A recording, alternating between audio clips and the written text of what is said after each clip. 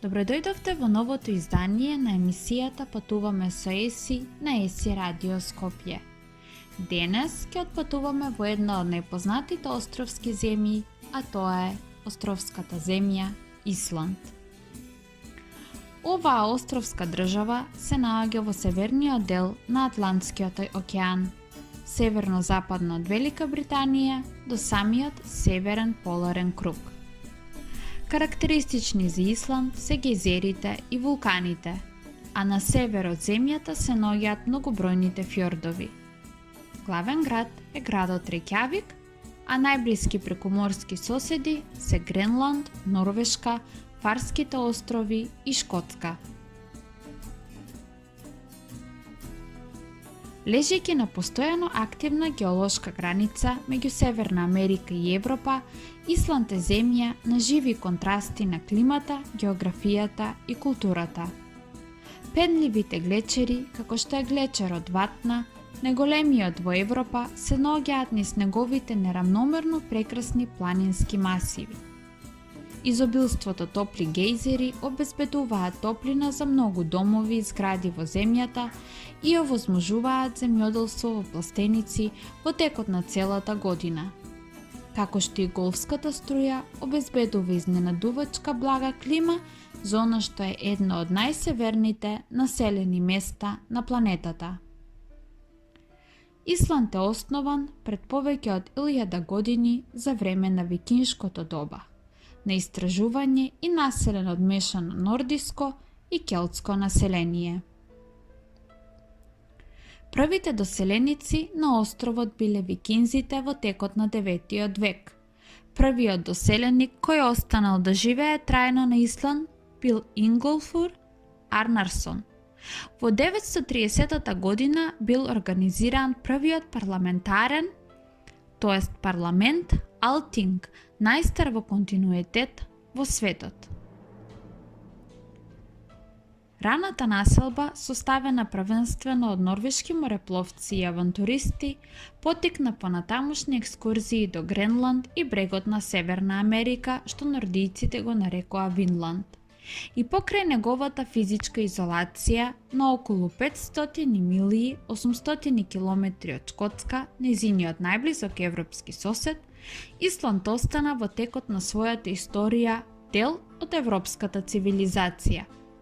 Исландските саги, од кои повеќето раскажуваат херојски епизоди што се случиле во времето на населување на островот, се сметаат за едни од најдобрите книжевни достигнувања во средниот век, одразувајќи ја европската перспектива, додека ја комеморираат историјата и обичаите на еден народ далеко од континенталните трговски и културни центри.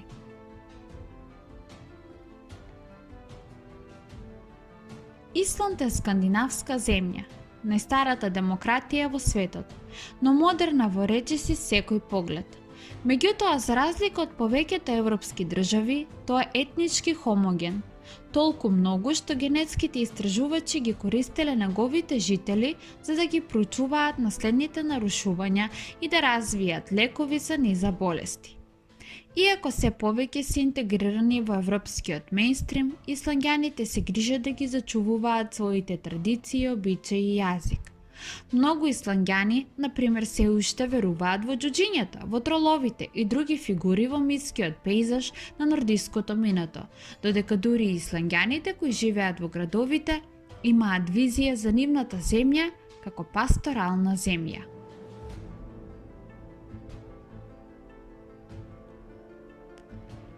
Неравномерното крајбрежје на Исланд од повеќе од 3000 милји или 4800 километри се сретнува со Гренландското море на север, Норвешкото море на исток, Атлантскиот океан на југ и западот и Данскиот теснец кој го дели од Гренланд за околу 200 милји, 320 километри на северозапад. Мразот на глечерот и оладената лава покриваат приближно 1/10 од вкупната површина на земјата. Глечерите се потсетник на близината на Исланд до Арктичкиот круг, кој речиси го допира неговиот најсеверен полуостров. Површината покриена со ватна Јокуп или глечерот Ватна, најголемиот во земјата, е еднаква на збирната вкупна површина покриена со сите глечери на Европа.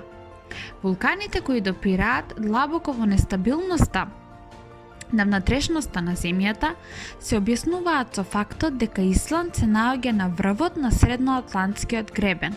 Се проценува дека од 1500 година околу 1/3 од вкупниот проток на лава на земјата се излеа од вулканите на Исланд. Геолошки млад, Исланд содржи околу 200 вулкани од различни типови. Новиот вулкан кој еруптира на дното на морето помеѓу ноември 1963 и јуни 1967 година го создаде островот Сурци во близина на југозападниот брег. Новиот остров порасна на околу 1 квадратна милја, 2,5 квадратни километри по површина и се издигна повеќе од 560 стапки или 170 метри надморска височина. Вкупно 290 метри од дното на океанот.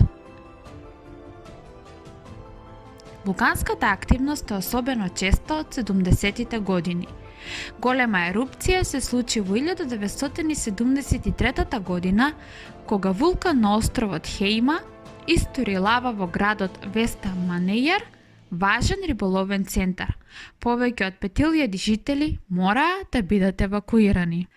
Голем дел од Исланд е под базалт, темна карпа со магматско потекло. Најстарите карпи се формирани пре околу 16 милиони години.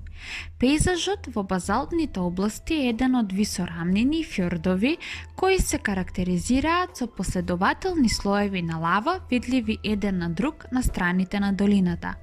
Базалтните листови имаат тенденција да се навалуваат малку кон центарот на земјата. Долините во форма на буквата У на Исланд се главно резултат на глацијалната ерозија. Депресивните зони меѓу базалтните области имаат екстензивни висорамнини над кои се издигаат единични вулкани, трпезни планини или други планински маси со стрмни страни. Исланд има повеќе топли извори и солфатари, вулкански острови кои испуштаат жешки гасови и пареи, од која било друга земја. Алкалните топли извори се наоѓаат во околу 250 области на земјата. Најголемиот испушта речиси 50 литри врела вода во секунда.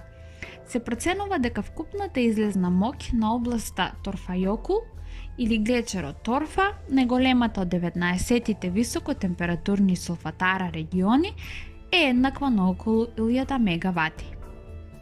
Земјотресите се чести во Исланд, но ретко резултираат со сериозни штети.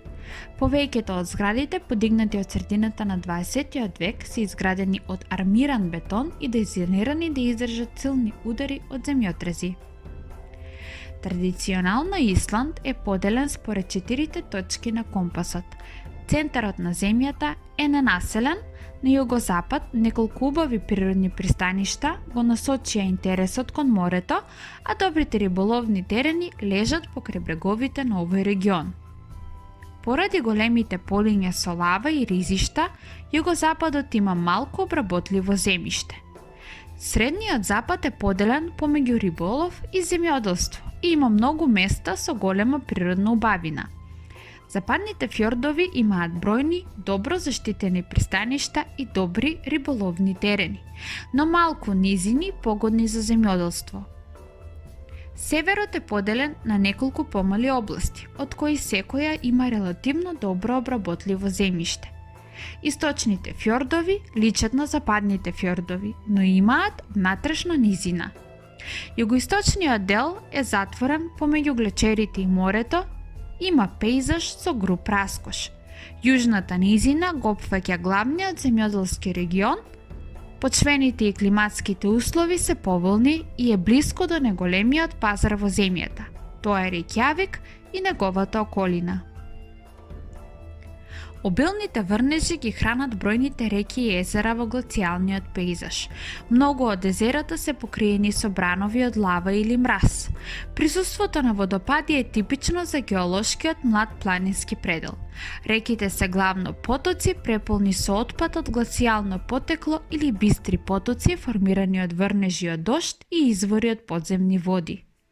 Во регионите кои не се исцедени од глацијалните реки, фердовите и помалите доводи се сечат во карпести брегови. Бидејќи глацијалната ерозија често ги продаблучувала внатрешните делови на фердовите, има многу убави природни пристаништа. На друго место, бреговите се правилни, песочни и опширно обложени со морските песочни прачки кои формираат лагуни на страната кон копното. Климата на Исланд е поморска, субарктичка. Тоа е под влијание на локацијата на земјата на широката граница помеѓу два контастри воздушни струи. Едната од поларно, а другата од тропско потекло. Климата е под влијание и на сливот на двете океански струи, голфската од близина на екваторот и струјата на источниот Гренланд. Вториот понекогаш носи арктички леден мраз до северните и источните брегови на Исланд. Температурите не варираат многу низ земјата. Просечната годишна температура е 4 степени. Јануарската температура е минус половин степен, а средната температура во јули е 11 степени.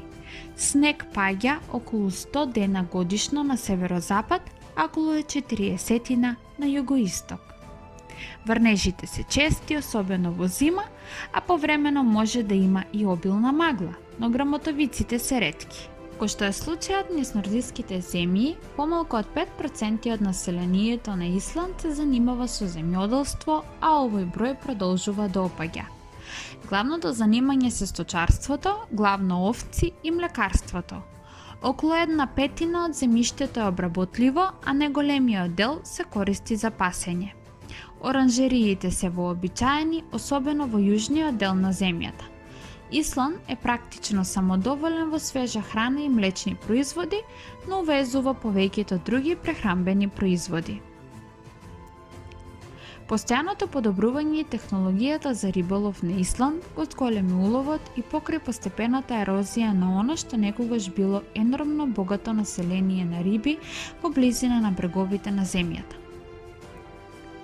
Строгиот режим на квоти се исплатил со нагло зголемување на залихите на треска кон крајот на 90-тите години. Тие квоти за улов за домашните води довеле до зголемен риболов во странските води, особено во Баренцовото море и кај брегот на Њуфаундленд. Карактерот на Исланд ја отсликува неговата хомогеност и неговата изолација, а неговите луѓе се грижат да ги зачуваат своите традиции и јазик. Меѓу другото користејќи мајчин термин за воведни предмети, например исландскиот збор за компјутер. Толва, тој комбинира антички термини за број и гледач. Исланѓаните се генерално резервирани и самоуверени личности, иако понекогаш се предпазливи кон странците, тие се пријателски домаќини. Со векови Исланд е познат по своите традиционални индустрии кои произведуваат трикотажа и други занаети од предците. Како и во повеќето скандинавски земји, жените долго време завземаат видно место во општеството, особено во младата. Има многу национални и локални фестивали кои што овде можат да се посетат. Најголемата е годишната прослава на Денот на независноста, што ја обележува независноста на земјата од 1944 година. Имаат фестивал кој го слави првиот ден од летото, а секој јуни фестивалот му оддава почит на поморското минато на Исланд. Уметничкиот фестивал во Реќјавик привлекува многумина во градот.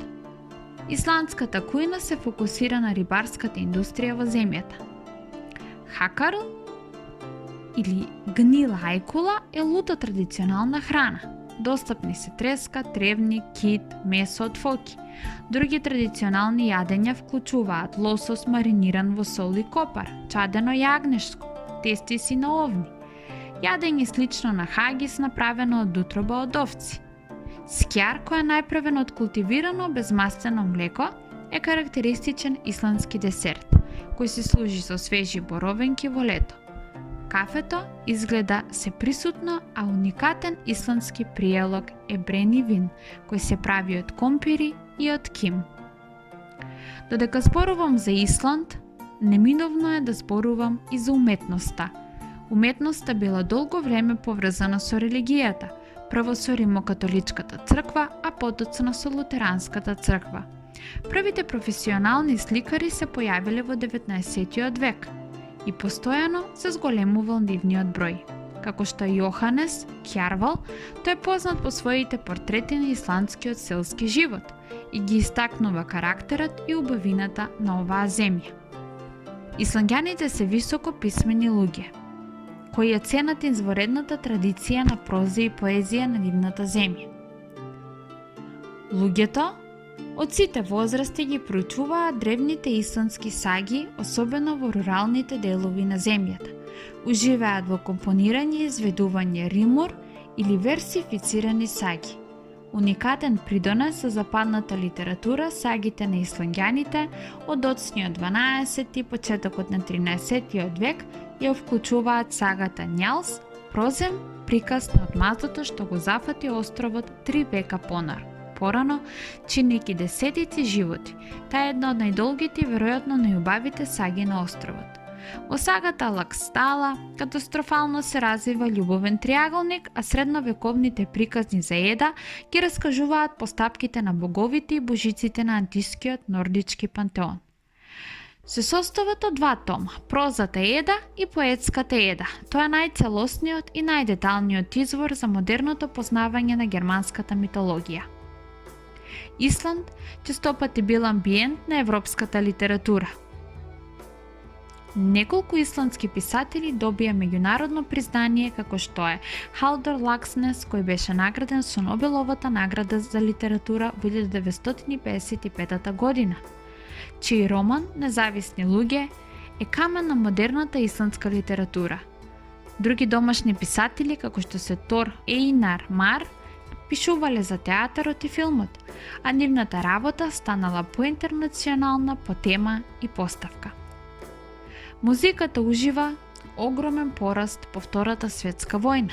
Програмите на Исландската симфонија се црпат од класичен репертоар и делата на современите исландски композитори, а една или повеќе опери или мюзикли се изведуваат секоја година во Националниот театар и Исландската опера. Јас на вистина можам да раскажувам за Исланд уште многу подолго. Па затоа, јас ви благодарам што бевте присутни и што ја слушавте емисијата Патуваме со Еси на Еси Радио Скопје. Ви благодарам и се надевав дека малку ви ги доловив убавините и историјата која што има овој остров кој што е навистина подалеку од нас, поразличен и по својата култура, традиција и начин на живот. Ви благодарам многу и имајте убав ден. Ви посакува Радио Еси Скопје. Текстот го прочита Марија Танасова.